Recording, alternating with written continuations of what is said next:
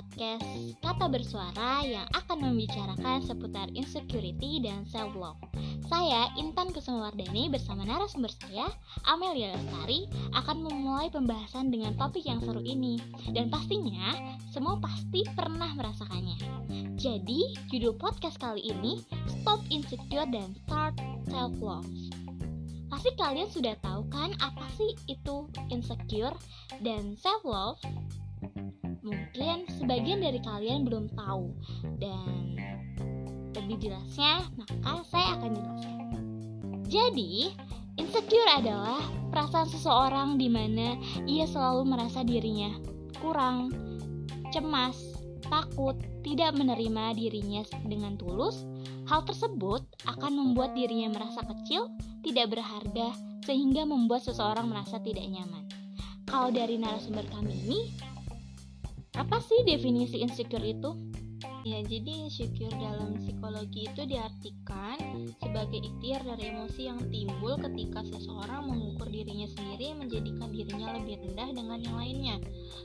Pada kehidupan sekarang itu, seseorang terbiasa beranggapan bahwasannya keburukan itu dan kejelekan itu adalah sesuatu kondisi menjadikan individu kurang bisa melawan akan bantahan, dan biasanya seseorang beranggapan suatu kondisi itu kurang mencapai standarisasi khusus terhadap pribadi masing-masing. Nah, jadi kesimpulannya itu, insecure adalah ketika seseorang merasa dirinya kurang dari orang lain dan tidak percaya diri, iri dengan pencapaian orang lain, tidak bersyukur, apapun tentang dirinya itu merasa kurang. Nah, jadi penjelasan dari narasumber kita tadi, definisi insecure itu seperti itu teman-teman. Nah, aku sih yakin nih, pasti semua pernah ngerasain insecure, berada di phase ngerasa kurang, terus pokoknya dia tuh ngerasa dirinya sama membanding-bandingkan dirinya dengan orang lain, antara itu fisik, materi, produktivitas, atau yang lainnya. Nah, aku pengen tanya nih Kak, kan insecure kan banyak macamnya. Kayak insecure itu ada insecure fisik, materi, produktivitas, juga bisa kan jadi insecure kayak aku sendiri nih. Aku suka insecure sama teman-temanku yang mempunyai kegiatan aktif organisasi, membangun relasi, pokoknya hari-harinya tuh produktif, sedangkan aku cuman fokus kuliah, ngerjain tugas, udah deh. Terus kalau tugasnya udah selesai, aku milih buat nonton drakor, nyenengin diri sendiri. Terus, tapi kalau dipikir-pikir, apakah perlu insecure produktivitas orang lain? Menurut aku sih ya, nggak perlu insecure juga sama produktivitas orang lain, karena semua orang punya produktivitas masing-masing. Walaupun kamu nggak aktif organisasi, tapi kan kamu juga punya kegiatan perkuliahan untuk fokus mencapai nilai yang tinggi. Itu goals kamu, dan ngerjain tugas yang memang wajib banget untuk dikerjakan, karena kamu punya tanggung jawab sebagai mahasiswa. Kamu juga boleh loh kalau mau ikutan organisasi yang lingkungannya bukan di kampus aja, seperti gabung volunteer atau internship. Lebih bagus lagi kalau kamu untuk cari part time, dan itu merupakan produktivitas juga. Kalaupun kamu nggak ikut semua itu, kamu bisa melalui produktivitasmu di rumah seperti bantuin orang tua, membuat cerpen, atau hal yang kamu suka lainnya. Nah, jadi kita nggak perlu insecure sama produktivitas orang lain teman-teman, karena semua orang pasti punya produktivitas masing-masing. Nggak perlu untuk berlomba-lomba jadi yang paling produktif, tapi produktivitas itu membawa dampak positif untuk diri kamu maupun orang lain. Nah, kan tadi kan insecure produktivitas nih Kak. Kalau ditanya insecure tentang pencapaian orang lain itu bagaimana sih Kak? Insecure pencapaian orang lain itu contohnya teman kamu nih sudah mencapai impiannya, sedangkan kamu masih stuck nih, tidak bergerak, bahkan belum mencoba apapun untuk mencapai impian kamu. Kemudian kamu merasa insecure dengan teman kamu yang sudah mencapai terlebih dahulu impiannya. Itu jenis insecure terhadap pencapaian orang lain. Nah, kalau fisik itu gimana sih, Kak? Nah, kalau untuk fisik itu contohnya kamu melihat seseorang yang wajahnya cantik, putih, kurus, tidak berjerawat. Pokoknya tuh kayak dia itu gak ada kurangnya deh satu pun gitu. Jadi orang itu insecure sama orang yang tidak punya kekurangan satupun di dalam fisiknya itu ya, Kak? Betul, padahal setiap orang itu pasti mempunyai kekurangan sendiri-sendiri dalam dirinya. Ya, benar banget. Nah, itu dari contoh dari insecure fisik. Kemudian kan ada insecure materi nih. Biasanya juga dialami sama cowok-cowok. Nah, itu kayak apa sih, Kak? Insecure materi yang biasanya suka dialami oleh cowok-cowok ya kan, itu biasanya karena aku pernah dengar nih dari cerita cowok tuh tentang dia yang insecure dengan ekonomi perempuan yang dia suka jika ekonomi perempuan itu lebih tinggi. Jadi dia mendingan mundur aja gak sih? Iya. Daripada lanjut, soalnya kan kayak beda kasta gitu. Padahal gak semua harus diinsecurein tentang materi gak sih, Kak? Iya, ada juga cewek dimana cewek tuh nerima apa adanya.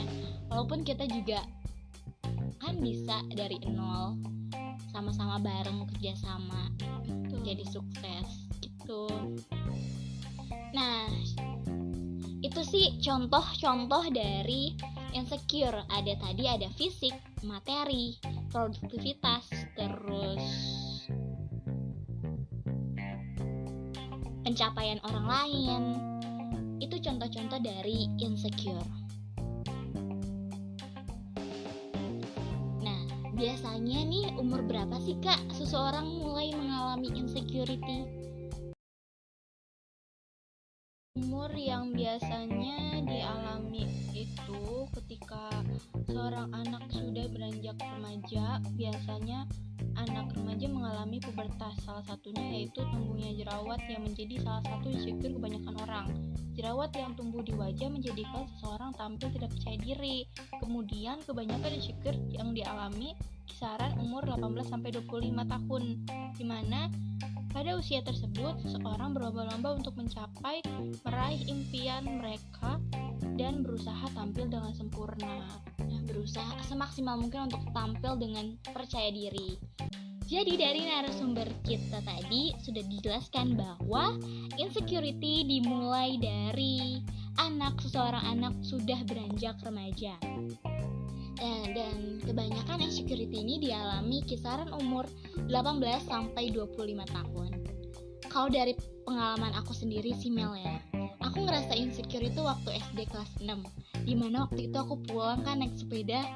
Pulang itu jam 12, yang dimana kan matahari lagi terik-teriknya, jadi otomatis kan hitam dong kulit aku. Terus kan, nah dari situ tuh gue tuh sebenarnya aku tuh sebenarnya ngerasa nggak percaya diri gitu.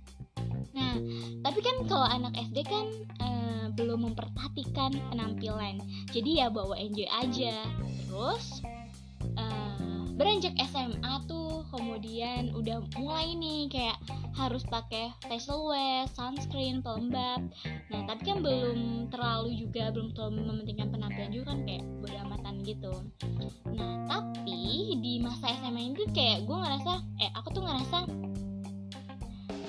temen-temen yang lainnya tuh pada sama sih, kayak kurang masih belum kayak prioritas penampilan gitu. Tapi kita udah mulai sadar dengan merawat diri sendiri seperti itu, tapi belum yang kayak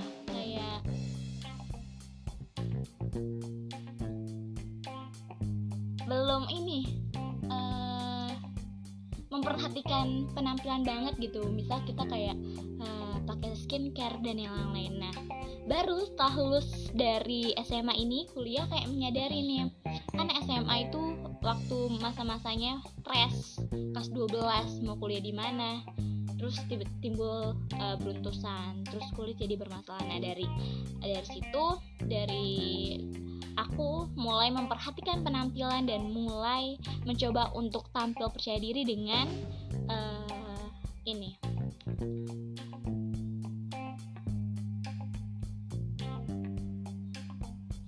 mulai beli produk skincare atau perawatan kulit yang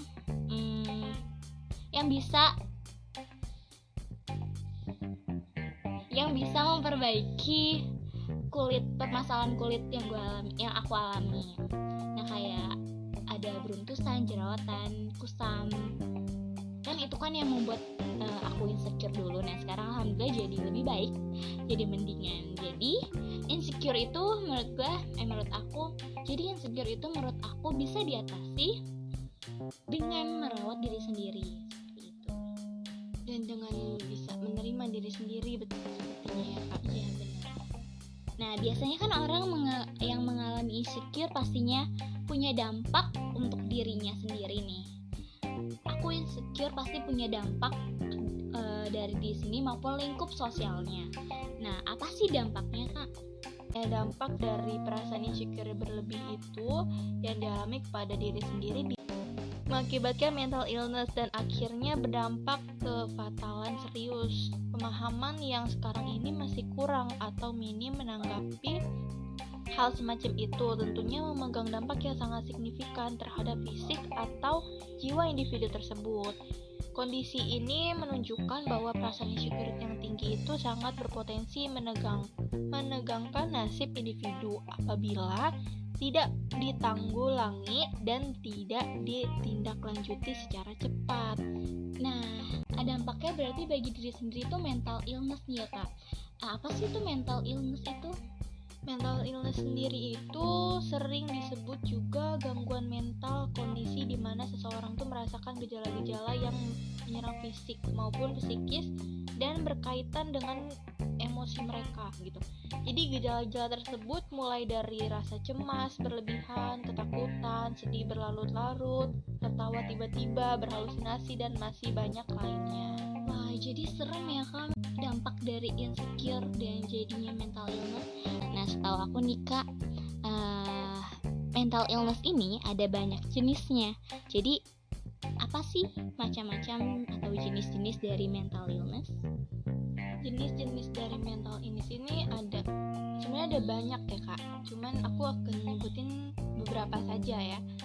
Jadi yang pertama itu ada anxiety disorder, yang dimana itu tuh adalah gangguan kecemasan yang pada umumnya disebabkan oleh pengaruh faktor lingkungan yang membebankan pikiran dan memicunya stres gitu. Jadi akibat dari gangguan ini tuh penderita merasa gelisah tanpa henti serta rasa takut tanpa beralasan yang pasti gitu. Nah, lalu yang kedua itu ada skizofrenia, yang dimana jenis mental illness ini mengakibatkan penderitanya mengalami halusinasi. Orang-orang yang mengalami gangguan ini biasanya sulit membedakan antara dunia ilusi dan kenyataan, sehingga tidak jarang ditemui penderita yang sering berbicara sendiri gitu. Tingkah lakunya tuh yang aneh gitu. Lalu yang terakhir nih ada bipolar. Bipolar ini pasti banyak lah yang suka mendengar bipolar itu seperti apa. Jadi bipolar itu ketika seseorang mengalami perubahan mood yang langsung dengan cepat tanpa adanya alasan yang kuat gitu. Jadi kayak perasaan mereka, mood mereka yang berubah-ubah dengan cepat. Jadi kayak gitu ya Kak. Wah, jadi dampak dari insecure berat juga ya teman-teman. Yang tadi disebutin sama narasumber kami, ada 3 dampak dari insecure, yaitu mental illness yang jenis-jenisnya ada anxiety disorder, skizofrenia, dan bipolar. Nah, apakah insecure itu bisa bermula dari komentar orang lain seperti body shaming? Menurut kamu ada nggak? Menurut kamu bisa nggak sih insecure itu disebabkan oleh orang yang berkomentar, misalnya body shaming gitu? Bagus nih pertanyaannya. Bisa banget, malah insecure itu bisa dari perkataan orang lain seperti body shaming itu contohnya kan. Kadang kita udah merasa pede nih sama bentuk tubuh kita, sama diri kita gitu, tapi tiba-tiba seseorang itu nyeletuk, kok lo gendutan sih, kok lo gendut banget sih, diet dong gitu kan. Banyak orang ngomong kayak gitu. Iya, Kalau jerawatan sih gak perawatan ya, gak pernah cuci muka ya kan. padahal Itu- kan itu banyak banget komentar-komentar yang kayak yang harusnya tuh nggak perlu disebutin juga. Iya. Kayak, lu mau komentar apapun tentang orang itu ya nggak perlu lu sebutin sama orang yang ada di depannya gitu loh. bener. Dan perkataan nyeleneh lainnya yang gak baik untuk disebut gitu. Dari situ bisa muncul tuh rasa insecure. Seseorang bisa saja merasa dirinya tidak cukup dan tidak berani lagi tampil dengan percaya diri di depan orang banyak. Jadi mereka merasa kayak, aduh kemarin dia ngomong gitu, gue gini ya gitu. Jadi kayak Jadi nggak pede ya. iya betul sekali kak. Kalau dari aku sendiri sih pengalaman di body shamingin orang juga pernah. Kayak kalau lu berat banget atau ada yang orang nutup gitu. ada orang yang nyeletuk kayak padahal nih aku udah bersyukur nih punya bentuk tubuh yang gini, kayak udah pas dalam porsi aku nih, udah kayak ngerasa percaya diri dengan bentuk tubuh yang seperti ini. Tiba-tiba orang nyeletuk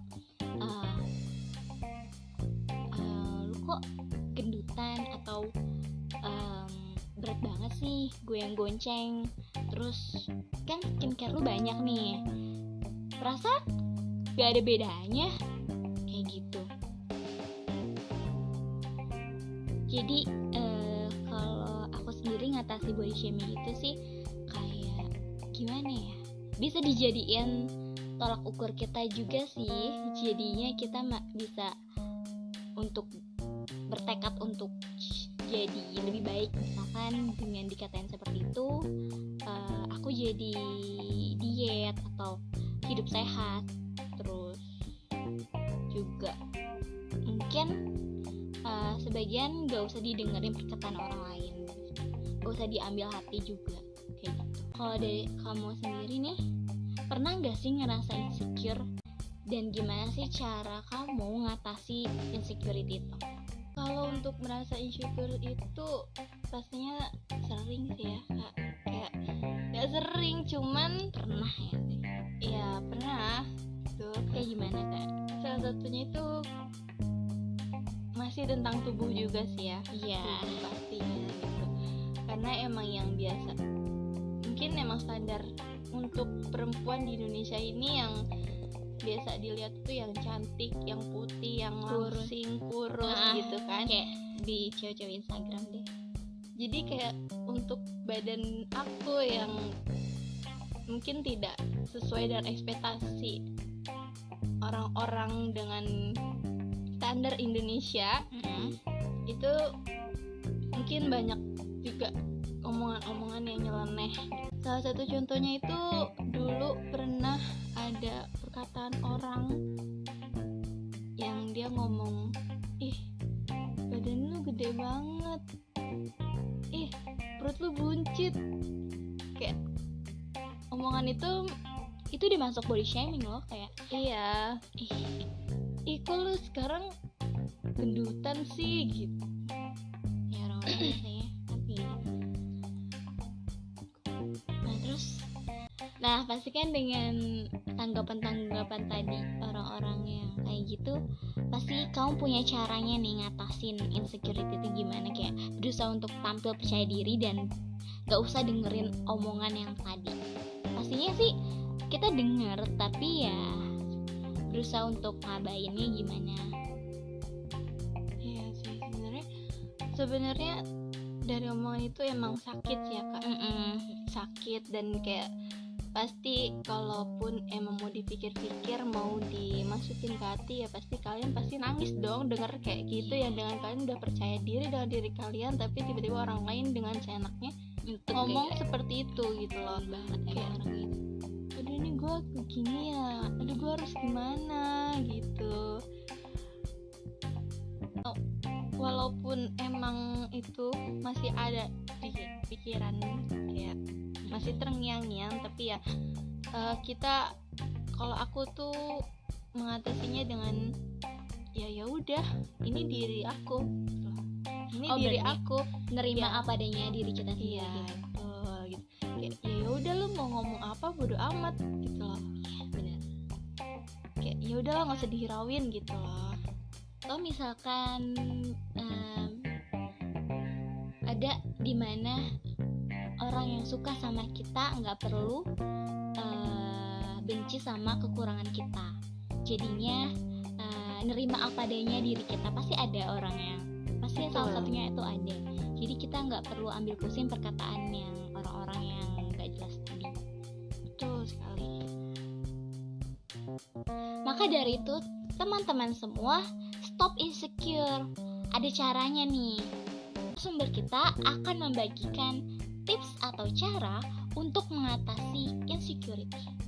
Yang pertama itu tipsnya adalah kita harus selalu bersyukur, yang dimana kunci utama itu yang ada dalam diri seseorang. Dengan bersyukur maka seseorang akan selalu merasa cukup, tidak merasa kurang. Apa yang telah Tuhan kasih pada hambanya itu adalah anugerahnya. Ya, lalu yang kedua itu adalah berpikir positif. Orang yang selalu berpikir positif, otomatis orang tersebut tidak merasa insecure, karena pikiran dapat mengubah kepercayaan diri seseorang. Dengan berpikir positif maka hasilnya positif. Semua itu tergantung pada pola pikiran kita sendiri gitu. Dengan kita berpikir positif akan mengeluarkan energi positif juga pada diri kita loh. Iya bener banget. Terus yang ketiga ada percaya diri. Nah ini paling penting sih sebenarnya. Percaya diri juga merupakan hal yang penting kan. Karena setelah kita bersyukur dan berpikir positif, maka hasilnya adalah kepercayaan diri yang tumbuh dalam diri seseorang masing-masing. Kita harus percaya bahwa diri kita ini bisa, dan bahwa diri kita ini tidak seperti orang-orang pikir. Lalu, jangan terlalu memperhatikan orang lain. Kata-kata orang lain memang sering kita dengar, memang selalu kita ingat gitu. Namun, kutipan orang lain juga dapat membuat perasaan kita menjadi insecure. Jika ada orang yang berkomentar tentang diri kita, kita cukup menanggapinya dengan cara menelaah yang baik-baiknya saja. Jika ada yang buruk, cukuplah kita sebagai pelajaran saja, dan jadikanlah kutipan orang lain itu motivasi kita, bukan untuk buat kita jadi insecure atau tidak merasa aman, jadi kita nggak percaya diri. Jangan kayak gitu ya. Lalu ada dengan membandingkan diri kita dengan orang lain. Ini sebenarnya nggak baik sih. Jadi dengan kita sering membandingkan diri kita dengan orang lain itu justru membuat kita jadi tidak aman sebenarnya. Kayak kita jadi ngerasa kurang lah gitu, karena orang lain yang terlihat cantik, tapi ya jadi diri kita tuh kayak gue gak cantik ya, nggak kayak dia. Iya, gue pengen deh kayak dia gitu. Nah jadi setiap manusia itu dibuat berbeda-beda oleh Tuhan. Setiap ada kelebihan pasti ada kekurangannya juga. Jika tidak sering membandingkan diri kita dengan orang lain, maka kita tidak akan selalu merasa cukup dan puas. Jadi karena perbandingan diri kita dengan orang lain itu menjadi positif untuk diri kita gitu. Contohnya tuh kayak misal kita ngebandingin dengan pencapaian orang lain. Misalkan aku ngebandingin pencapaian aku sama Jerome Pauline nih. Jerome Pauline kan kuliah di luar negeri, pintar, berprestasi. Nah, aku bisa ngambil hal-hal positif atau membandingkan diri aku sendiri, terus aku jadi terinspirasi nih dengan Jerome Pauline ini. Jadi aku jadi rajin terus untuk mencapai impian seperti Jerome Pauline, seperti itu. Kemudian lalu lakukan hal-hal yang positif. Melakukan hal positif ini pada diri kita gitu kan, dengan melakukan kegiatan yang membuat kita merasa aman, merasa nyaman, bahagia, aman gitu, sehingga dapat menghasilkan pikiran yang positif.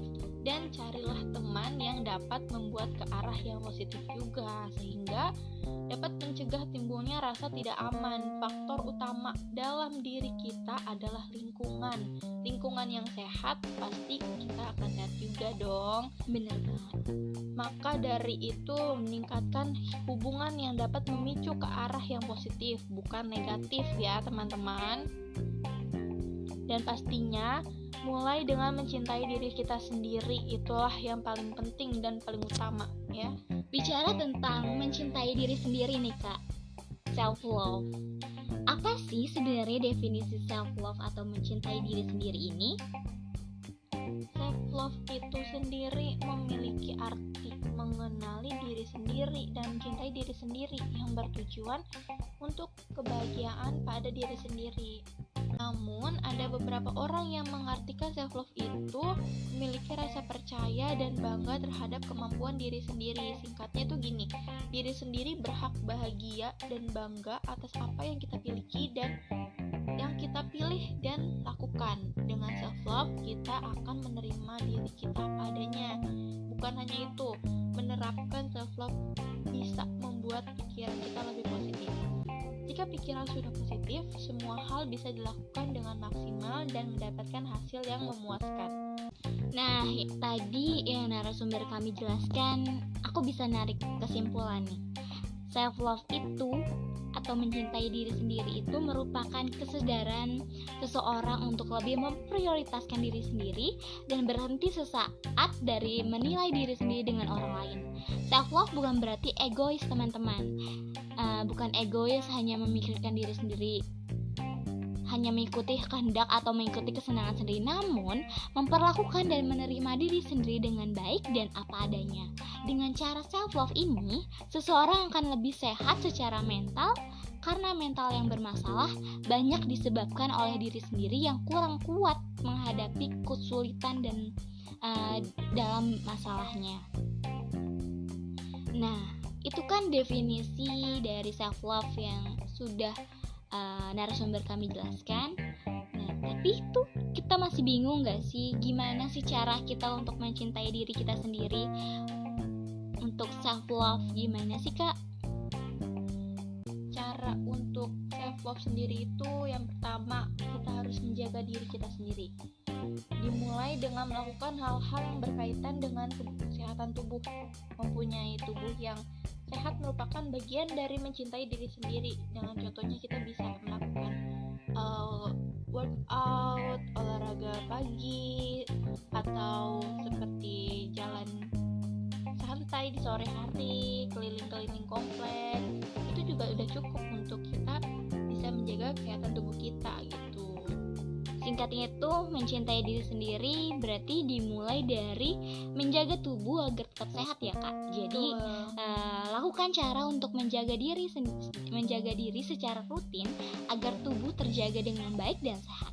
Tubuh yang sehat bisa memberikan energi positif ketika memulai aktivitas. Nah, tapi nih ya Kak, dengan kita menjaga kesehatan tubuh itu bukan hanya dari kita berolahraga saja. Kita bisa menjaga tubuh kita itu dari pola makan kita. Kita menjaga pola makan kita, kita memakan makanan yang sehat gitu kan, makan makanan yang bergizi. Oh iya, jadi dengan kita menjaga pola makan kita, makanan-makanan yang sehat dan makanan bergizi, maka kita itu sudah jadi contoh dari menjaga diri sendiri yang berdampak pada kesehatan tubuh. Iya, betul sekali. Kemudian apa lagi sih Kak cara untuk self love? Lalu yang kedua itu ada belajar untuk bersyukur. Sebenarnya bersyukur ini paling penting gak sih Kak? Kayak harus banget bersyukur gitu. Yang dimana bersyukur ini salah satu cara untuk mencintai diri kita sendiri. Dan karena dengan bersyukur membuat diri kita lebih bahagia karena terhindar dari sifat iri pada orang lain yang dapat menyebabkan diri kita menjadi minder dan yang lebih parahnya tidak mampu seperti orang itu. Nah, jadi seperti yang dikatakan narasumber kita, terus kita juga udah bahas nih tentang rasa bersyukur tadi. Jadi pastinya setiap orang, ditekankan lagi, pastinya setiap orang punya kelebihan dan kekurangannya masing-masing. Aku punya tips nih, gimana sih kita bisa lebih bersyukur. Jadi sehari sekali nih kita menemukan kita bisa mencatatnya hal apa aja yang bisa kita syukuri hari ini. Nah, hal itu merupakan salah satu cara untuk melatih diri sendiri agar tetap bersyukur akan keadaan kita hari ini.